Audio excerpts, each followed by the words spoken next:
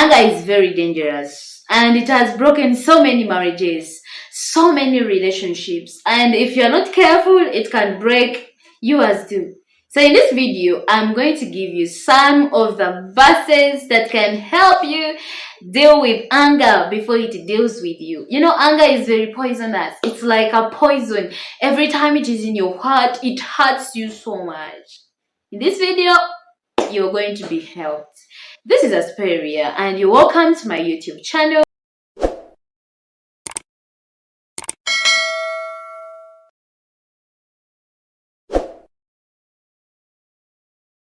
One verse that I cherish so much that has helped me overcome anger. Yes, sometimes I get so angry. And you know what?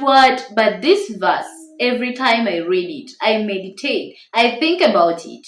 It helps me so much. And that is Proverbs chapter 15 and verse 1. The Bible says, "A soft answer turneth away wrath, but grievous words stir up anger." Now think about when someone is angry and then you speak softly to them. Now, I've done something and then he comes and he's like, "Why did you do this?" And then I said, "I'm sorry, babe. Forgive me. I know I've done it." Softly. I usually think about how God created a woman. Now, most women have tender, small voices, just like mine. You hear it. So I think about how God created us softly with this voice, just to calm down the stormy seas in our marriages. Now think about, "Hello, baby, I'm sorry." He's like, "Why did you do this?" I'm trying to speak like a man, and then you'll be like, "Babe, I'm sorry."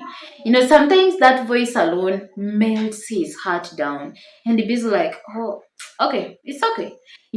Or you just tell him amidst the arguments and be like, "I love you. I love you. I'm so sorry. Forgive me." Softly.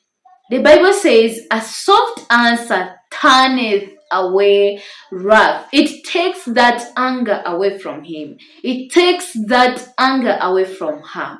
Now, even when you're a man and you maybe you have that big nice voice, deep, and then your wife has hurt you, and then maybe you'll be like, "Okay, it is well." She's not going to, women, ask me, she's going to forgive you. Now, I'm not saying that you should go and hurt her because she's going. No. All I say is, "A soft answer turneth away wrath." That is in the Bible, and I believe the word of God is powerful. So think about now. Go and try it out. If you feel maybe you're hurt, just try to speak softly. You will come and testify. Then the second one, James chapter 1 and verse 19. Guys, that verse has helped me so much every time I'm angry. And it reads, "Wherefore, my beloved brethren, let every man be swift to hear, slow to speak, and slow to wrath." And definitely this talks about anger. It says, okay, now that you are angry, be slow to speak. Be swift to hear.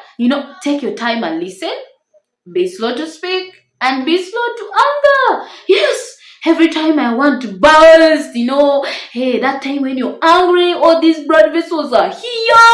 Hey, you feel like the neck is just wanting to become longer. I remember the Bible says, be slow.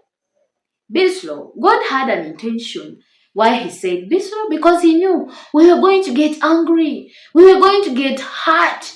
But he says, every time you hurt, every time you're angry, be slow.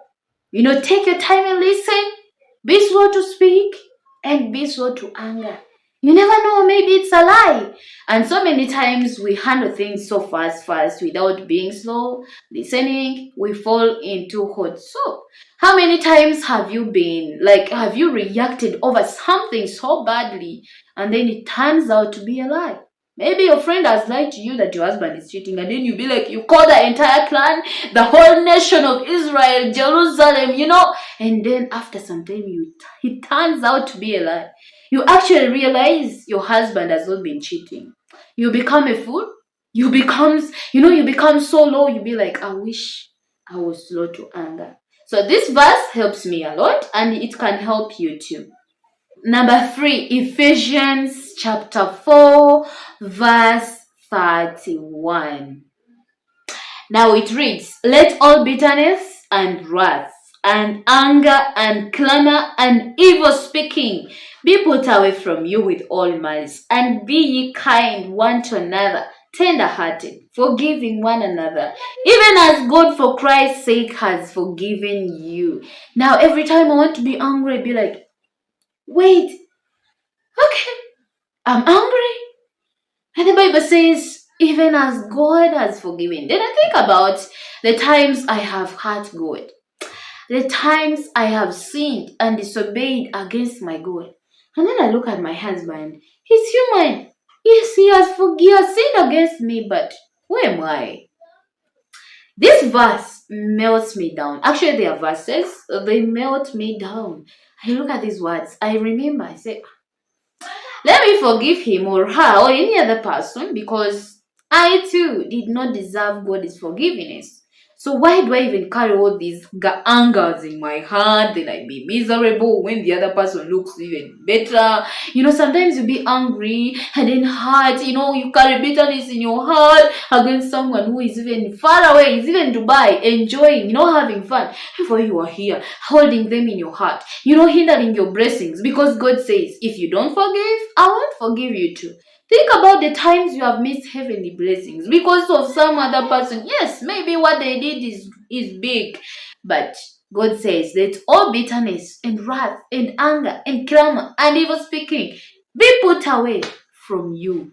Then I choose peace. Then I bring this anger, I throw it down at the feet of Jesus, and my marriage thrives. My relationship thrives. This verse is so powerful. And then the last one, there are very many verses that can talk about how to deal with anger. But the last verse, I usually look at it, I feel like, wow. It's Romans chapter 12 and verse 19. And it reads, "Dearly beloved, avenge not yourselves, but rather give place unto wrath. For it is written, vengeance is mine, I will repay, saith the Lord." Every time I look at this verse, I be like, who am I to sit in the seat of God? God says, leave place for wrath. Don't revenge. Don't think about revenge, because where there is anger, there is a thought of revenge. That is honest. Where every time you're angry now, you think about, how do I even pay him well? I want him to feel the same pain, But every time I read Romans 12:19, it humbles me down. I be like, yes, God, you're powerful, and you said you're going to pay.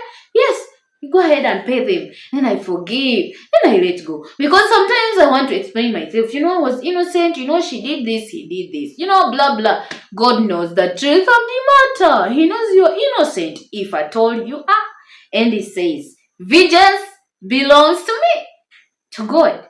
And he says, he will repay. And he says, give space for wrath. Hey, give him time, to be so angry about that person against him. And then he prepares a nice punishment for that person. Every time you're hurt, think about revenge belongs to God. And it will give you time. It will give you even an opportunity. It will give you power to forgive this person. These verses have helped me so much. And also, lastly, when I look at Romans 12:17, recompense to no man evil for evil. Provide things honest in the sight of all men. Sometimes when you're angry, you want to give evil for evil. If he says bad, say bad. But every time you read this verse, you leave vengeance to God. Are you angry? And you are struggling? God is powerful. He says, what is impossible with men, it is possible with you. Before anger breaks your marriage, before anger breaks your relationship, break it by giving it to Christ and take his word. And in this word, you will find peace. Peace in your marriage, peace in your relationship, peace in your everything you do if you tell it to Jesus. Thank you so much for watching the video. I believe you have found something helpful.